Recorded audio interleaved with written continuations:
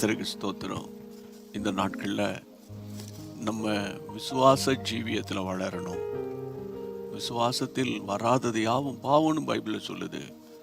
நம்ம கண்டு விசுவாசிக்கிறவங்களை விட காணாமல் விசுவாசிக்கிறவங்க தான் பாக்கியவான்கள். தோமாவே, நீ என்னை கண்டதனால் அல்லவா விசுவாசிக்கிற, காணாமல் விசுவாசிக்கிற ஒரு கூட்டம் இருக்குது. இந்த நாட்களில் கர்த்தருடைய பிள்ளைகள், ஏதாகிலும் ஒரு மன அழுத்தம் உங்களை வேதனைப்படுத்திக்கிட்டே இருக்கும்.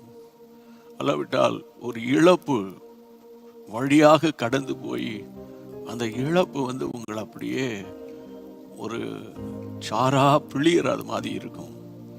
அல்லது இன்னும் எங்கள் காரியங்கள் வாய்க்கலையே, இன்னும் என் காரியங்கள் ஜெயமா முடியலையே என்று உங்களுக்குள்ள ஒரு பெரிய போராட்டங்கள், ஜெபம் பண்ணணுமா வேண்டாமா என்றெல்லாம் போராட்டங்கள் ஒரு பக்கம்.